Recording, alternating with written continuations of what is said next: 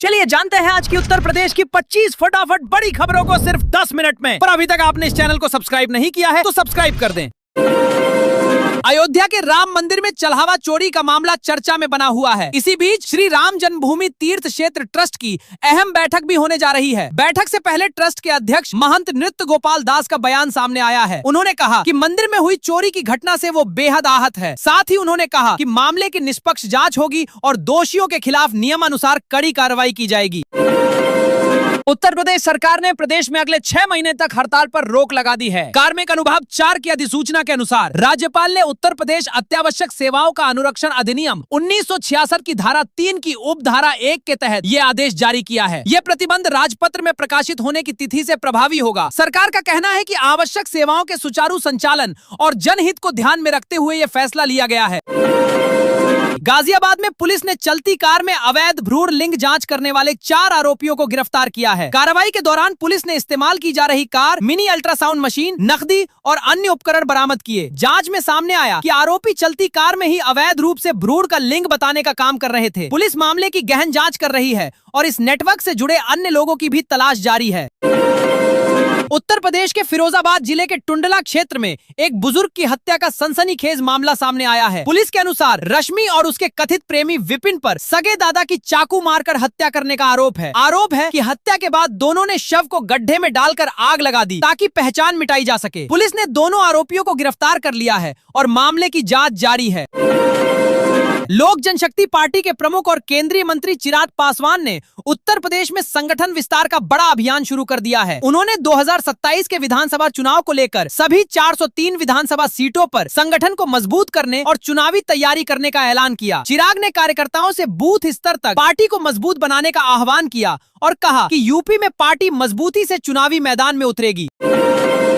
गाजियाबाद में एक बार फिर प्रशासन ने अवैध अतिक्रमण के खिलाफ बड़ी कार्रवाई करते हुए एक अवैध दरगाह पर बुलडोजर चलाया। ये कार्रवाई लोनी क्षेत्र में की गई, जहां सड़क पर बनी दरगाह को प्रशासन ने जेसीबी मशीनों की मदद से कुछ ही मिनटों में ध्वस्त कर दिया। अधिकारियों के अनुसार पहले यहाँ एक मजार बनाई गई थी, जिसके बाद उसे घेर कर दरगाह बना दिया गया। बताया जा रहा है कि इस दरगाह के बराबर में यू टर्न था, जिसके चलते बड़ी संख्या में ट्रैफिक जाम भी लगता था। अयोध्या में राम मंदिर के चढ़ावे को लेकर सामने आए कथित विवाद के बीच 6 जुलाई को श्री राम जन्मभूमि तीर्थ क्षेत्र न्यास की महत्वपूर्ण बैठक होगी। बैठक में महासचिव चंपत राय और सदस्य अनिल मिश्रा के इस्तीफों पर विचार किए जाने की संभावना है। चढ़ावे से जुड़ी कथित चोरी की खबरों के बाद ट्रस्ट की कार्यप्रणाली को लेकर सवाल उठे हैं। अब सभी की नजर इस बैठक पर टिकी है कि ट्रस्ट क्या निर्णय लेता है और विवाद पर क्या रुख अपनाता है। उत्तर प्रदेश में मानसून ने रफ्तार पकड़ ली है और कई जिलों में झमाझम बारिश हो रही है। राजधानी लखनऊ और वाराणसी समेत कई इलाकों में तेज बारिश से मौसम सुहावना हो गया, जबकि कुछ स्थानों पर जल भराव की स्थिति भी बनी। मौसम विभाग ने प्रदेश के करीब 50 जिलों के लिए भारी बारिश और आकाशीय बिजली का अलर्ट जारी किया है। लोगों से सतर्क रहने और मौसम संबंधी सलाह का पालन करने की अपील की गई है। अयोध्या के राम मंदिर चढ़ावा चोरी मामले में आरोपी अविनाश शुक्ला के 15 लाख रुपए से अधिक के लेन देन का खुलासा हुआ है। जांच में सामने आया कि उसने अपनी एक महिला मित्र को नकद राशि और एक महंगा मोबाइल फोन उपहार में दिया था। पुलिस और जांच एजेंसियां धन के स्रोत, लेन देन और मामले से जुड़े अन्य पहलुओं की जांच कर रही हैं। मामले में आगे भी नए खुलासों की संभावना जताई जा रही है। उत्तर प्रदेश की योगी आदित्यनाथ सरकार की कैबिनेट ने सोमवार को नई स्टार्टअप नीति सहित 27 प्रस्तावों को मंजूरी दे दी। नई नीति के तहत स्टार्टअप्स को 20 लाख रुपए तक की पूंजीगत सहायता मिलेगी। वहीं पशुपालकों के लिए पशु बीमा योजना को भी स्वीकृति दी गई है, जिसके अंतर्गत विभिन्न कारणों से पशुओं की मृत्यु होने पर 1 महीने के भीतर मुआवजा देने का प्रावधान किया गया है। सरकार का उद्देश्य उद्यमिता और पशुपालन को बढ़ावा देना है। उत्तर प्रदेश के बस्ती जिले में एक परिवार ने पुलिस पर गंभीर आरोप लगाए हैं। परिजनों के अनुसार घर में मामूली विवाद शांत कराने के लिए एक लाचार पिता ने डायल 112 को बुलाया था, लेकिन आरोप है कि मौके पर पहुंचे पुलिसकर्मियों ने उनके बेटे के साथ बेरहमी से मारपीट की, जिससे वह गंभीर रूप से घायल हो गया। मामले को लेकर जांच की मांग उठी है और पुलिस का पक्ष सामने आना अभी बाकी है। उत्तर प्रदेश के मुरादाबाद में समाजवादी पार्टी के बाद अब भाजपा में भी गुटबाजी खुलकर सामने आती दिख रही है। मामला पार्टी हाईकमान तक पहुंच गया है। भाजपा के पश्चिम क्षेत्र अध्यक्ष नवाब सिंह नागर ने अपने ही नेताओं पर संगठन के प्रोटोकॉल का पालन न करने को लेकर नाराजगी जताई है। इस घटनाक्रम के बाद स्थानीय संगठन में खींचतान की चर्चा तेज हो गई है और पार्टी स्तर पर मामले को लेकर आगे की रणनीति पर नजर बनी हुई है। उद्योग व्यापार प्रतिनिधि मंडल उत्तर प्रदेश के बैनर तले व्यापारियों ने महंगाई के खिलाफ जमकर प्रदर्शन किया। प्रदर्शनकारियों ने पेट्रोल, डीजल और एलपीजी की कीमतों में कमी करने तथा बिजली बिलों पर लगने वाला 10% ईंधन अधिभार समाप्त करने की मांग उठाई। व्यापारियों का कहना है कि लगातार बढ़ती महंगाई और लागत से आम नागरिकों के साथ साथ व्यापार और उद्योग भी गंभीर आर्थिक दबाव का सामना कर रहे हैं। उन्होंने सरकार से जल्द राहत देने की अपील की। उत्तर प्रदेश विधानसभा चुनाव की तैयारियों के बीच बहुजन समाज पार्टी संगठन को मजबूत करने में जुट गई है। पार्टी पुराने नेताओं की वापसी के साथ नए चेहरों को भी जोड़ रही है। पूर्व राज्य मंत्री अशोक गौतम ने दोबारा बसपा का दामन थाम लिया है। इसके अलावा विभिन्न राजनीतिक दलों से जुड़े कई नेताओं ने भी पार्टी की सदस्यता ग्रहण की। बसपा इसे आगामी चुनाव से पहले संगठन विस्तार और जनाधार मजबूत करने की दिशा में अहम कदम मान रही है। उत्तर प्रदेश के फिरोजाबाद जिले के टुंडला क्षेत्र के मोहम्मदाबाद में एक बुजुर्ग की हत्या के मामले का पुलिस ने खुलासा किया है। पुलिस के अनुसार 24 जून की रात सोते समय बुजुर्ग की हत्या कर शव को जला दिया गया था। जांच में आरोप है कि उनकी नातिन ने अपने कथित प्रेमी के साथ मिलकर वारदात को अंजाम दिया। बताया जा रहा है कि 6 जुलाई को तय शादी से नाराज होने के कारण उसने यह साजिश रची। दोनों आरोपियों को गिरफ्तार कर लिया गया है। उत्तर प्रदेश के बदायूं जिले के सादपुर गांव में एक बारात के दौरान बड़ा हादसा हो गया। बारात के साथ आई रंगशाला की ट्रॉली ऊपर से गुजर रहे बिजली के तार की चपेट में आ गई, जिससे ट्रॉली में करंट फैल गया। हादसे में करंट लगने से एक युवक की मौत हो गई, जबकि 5 अन्य लोग झुलस गए। घायलों को अस्पताल में भर्ती कराया गया है। पुलिस और बिजली विभाग मामले की जाँच में जुटे हैं। उत्तर प्रदेश के हाथरस जिले के सिकंदराराव क्षेत्र के गांव कचौरा में सांप के काटने के बाद अंधविश्वास के चलते एक युवक की जान चली गई। परिजनों ने उसे तुरंत अस्पताल ले जाने के बजाय नीम के पत्तों और गोबर में लपेटकर गड्ढे में लिटा दिया। इस दौरान ग्रामीण थाली पीटते रहे और एक बैगा मंत्र फूंकता रहा। समय पर इलाज न मिलने से युवक की मौत हो गई। पुलिस मामले की जाँच कर रही है।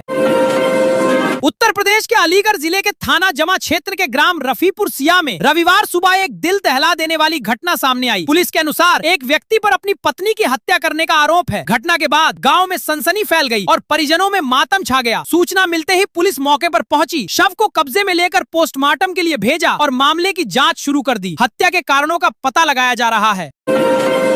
फिरोजाबाद के थाना रसूलपुर क्षेत्र के मोला इलाके से 6 महीने पहले लापता हुई युवती को पुलिस ने मध्य प्रदेश के बागेश्वर धाम से सकुशल बरामद कर लिया। जांच में पता चला कि युवती ने अपने प्रेमी से शादी कर ली थी और उसके साथ दाम्पत्य जीवन बिता रही थी। इस गुमशुदगी के मामले को सुलझाने के लिए पुलिस टीम ने 6 महीनों में करीब 3000 किलोमीटर तक तलाश अभियान चलाया। बरामदगी के बाद युवती को कोर्ट में पेश कर आगे की कानूनी कार्रवाई की गयी। सिसरका गांव में 6 माह पहले विवाहिता बनी एक महिला की संदिग्ध परिस्थितियों में मौत हो गई। घटना की सूचना मिलते ही पुलिस मौके पर पहुंची और शव को पोस्टमार्टम के लिए भेज दिया। मायके पक्ष ने पति और ससुराल वालों पर हत्या का आरोप लगाया है। पुलिस ने शिकायत के आधार पर जांच शुरू कर दी है और पोस्टमार्टम रिपोर्ट का इंतजार किया जा रहा है।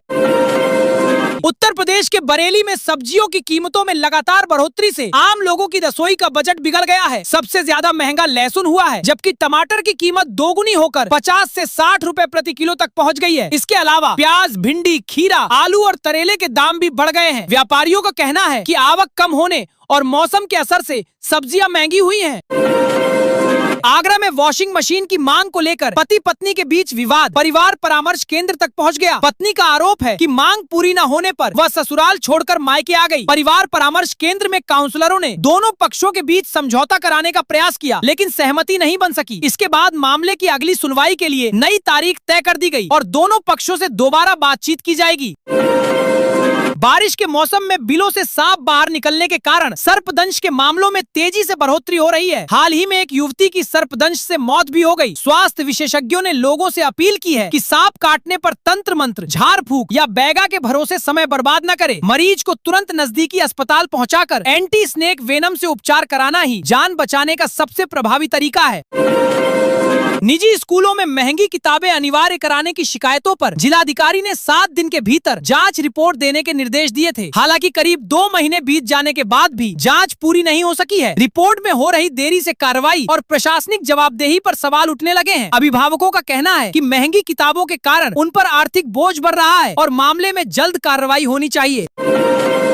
उत्तर प्रदेश के बरेली में एक युवती ने अस्पताल संचालक पर दुष्कर्म और ब्लैकमेल करने का आरोप लगाया है। पीड़िता के अनुसार वह आरोपी के अस्पताल में सुपरवाइजर के पद पर कार्यरत थी। शिकायत के आधार पर पुलिस ने मामला दर्ज कर जांच शुरू की और आरोपी को गिरफ्तार कर लिया। पुलिस मामले के सभी पहलुओं की जांच कर रही है, जबकि पीड़िता का बयान दर्ज कर आगे की कानूनी कार्रवाई की जा रही है। दिल्ली हाईवे पर अवैध रूप से बसें रोककर सवारियां बैठाने वाली रोडवेज बसों के खिलाफ ट्रैफिक पुलिस ने विशेष अभियान चलाया। अभियान के दौरान नियमों का उल्लंघन करने पर 49 बसों के चालान किए गए, जबकि 17 बसों को सीज कर दिया गया। पुलिस ने बस चालकों और परिचालकों को सख्त चेतावनी दी है कि दोबारा अवैध ठहराव करते पाए जाने पर FIR दर्ज कर कड़ी कानूनी कार्रवाई की जाएगी। उत्तर प्रदेश के आगरा जिले के पिनार क्षेत्र में शादी से इनकार से नाराज एक युवक ने घर में घुसकर 13 वर्षीय किशोर का कथित रूप से अपहरण कर लिया। आरोप है कि उसने किशोर की गर्दन पर चाकू रखकर उसे अपने साथ ले गया। पूरी घटना घर में लगे CCTV कैमरे में कैद हो गई। सूचना मिलते ही पुलिस ने मामला दर्ज कर 3 टीमें गठित की है, जो आरोपी और किशोर की तलाश में जुटी हैं। उत्तर प्रदेश में करीब 47 लाख बिजली उपभोक्ताओं के कनेक्शन का विद्युत भार बढ़ाए जाने का मामला सामने आया है। आरोप है कि बिना पूर्व सूचना लोड बढ़ने से लगभग 25% गरीब उपभोक्ता बिजली सब्सिडी के दायरे से बाहर हो गए हैं। इसे लेकर बड़ी संख्या में शिकायतें दर्ज कराई गई हैं। वहीं उत्तर प्रदेश पावर कॉर्पोरेशन का कहना है कि उपभोक्ताओं को विद्युत भार बढ़ाने संबंधी जानकारी SMS के माध्यम से भेजी जा रही है। उत्तर प्रदेश के आगरा जिले के अचनेरा क्षेत्र के कचौरा गांव में 28 वर्षीय विवाहिता की संदिग्ध परिस्थितियों में मौत हो गई। घटना के बाद मायके पक्ष ने पति और ससुराल वालों पर विषाक्त पदार्थ देकर हत्या करने का आरोप लगाया है। सूचना मिलने पर पुलिस मौके पर पहुंची, शव को पोस्टमार्टम के लिए भेज दिया और मामले की जांच शुरू कर दी। पुलिस का कहना है कि शिकायत और पोस्टमार्टम रिपोर्ट के आधार पर आगे की कानूनी कार्रवाई की जाएगी। अयोध्या में राम मंदिर चढ़ावा चोरी मामले के बीच श्री राम जन्मभूमि तीर्थ क्षेत्र ट्रस्ट की बैठक में महासचिव चंपत राय और सदस्य अनिल मिश्रा के इस्तीफे मंजूर किए जाने की जानकारी सूत्रों के हवाले से सामने आई है। बैठक में दोनों शामिल नहीं हुए। बताया गया कि स्वामी गोविंद गिरी महाराज ने इस्तीफे का प्रस्ताव रखा, जिसे सर्वसम्मति से स्वीकार कर लिया गया। चंपत राय के करीबियों का कहना है कि वह बिना किसी पद के भी प्रभु की सेवा करते रहेंगे। बैठक में महंत नित्य गोपाल दास सहित ट्रस्ट के कई सदस्य मौजूद रहे। उत्तर प्रदेश के संभल जिले में एक सोशल मीडिया इन्फ्लुएंसर समेत 3 लोगों के खिलाफ FIR दर्ज की गई है। एक युवक ने आरोप लगाया है कि युवती और उसके साथियों ने अश्लील वीडियो बनाकर उसे ब्लैकमेल किया और रुपए वसूले। शिकायत के आधार पर पुलिस ने मामला दर्ज कर जांच शुरू कर दी है। अधिकारियों का कहना है कि सभी आरोपों की निष्पक्ष जांच की जाएगी और साक्ष्यों के आधार पर आगे की कानूनी कार्रवाई की जाएगी।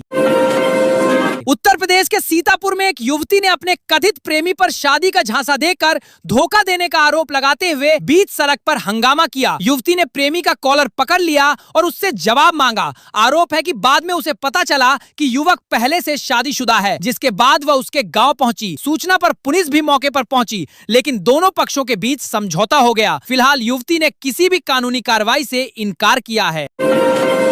उत्तर प्रदेश के अंबेडकर नगर जिले में करीब 1400 बिजली उपभोक्ताओं को बकाया बिल के कारण डिफॉल्टर घोषित किया गया है। बिजली विभाग ने ऐसे उपभोक्ताओं से भू राजस्व की तरफ वसूली करने की तैयारी की है। इसके लिए RC जारी की जाएगी और बकाया जमा न करने वालों के बिजली कनेक्शन भी काटे जाएंगे। विभाग ने उपभोक्ताओं से समय रहते बकाया बिल जमा करने की अपील की है। दिल्ली से सटे नोएडा के सेक्टर 18 से एक दर्दनाक खबर सामने आई है। बीते शनिवार की रात मल्टी लेवल कार पार्किंग से कूदकर एक महिला ने आत्महत्या कर ली, जिससे मौके पर हड़कंप मच गया। गौरतलब है कि नोएडा सेक्टर 18 एक बड़ा बाजार है, जहां शॉपिंग करने के लिए पूरे दिल्ली NCR से लोग आते हैं और ये काफी भीड़ वाला इलाका है। गंगा एक्सप्रेसवे की उन्नाव सीमा में करीब 22 किलोमीटर लंबे हिस्से में 18 स्थानों पर सर्विस लेन धंसने का मामला सामने आया है। इस घटना के बाद निर्माण की गुणवत्ता और मानकों पर सवाल उठने लगे हैं। निर्माण कंपनी पटेल इंफ्रास्ट्रक्चर ने क्षतिग्रस्त हिस्सों की मरम्मत का कार्य शुरू कर दिया है। वहीं स्थानीय लोगों का आरोप है कि खराब निर्माण गुणवत्ता के कारण यह स्थिति बनी है और मामले को लेकर संबंधित विभाग भी निगरानी कर रहा है। यमुना विकास प्राधिकरण क्षेत्र में विकास कार्यों के लिए जमीन देने वाले किसानों को मुख्यमंत्री के हाथों 7% आबादी भूखंडों के आवंटन पत्र दिलाने की तैयारियां की जा रही हैं। इसके लिए 5100 किसानों को भूखंड देने की योजना पर काम शुरू हो गया है।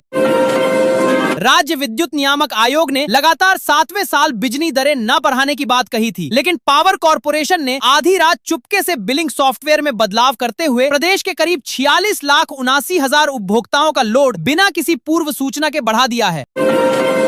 उत्तर प्रदेश के लाखों सरकारी शिक्षकों और उनके परिवारों को 8 जुलाई से कैशलेस चिकित्सा योजना का लाभ मिलना शुरू हो जाएगा। सीएम योगी वाराणसी से इस ऐतिहासिक योजना का औपचारिक शुभारंभ करेंगे।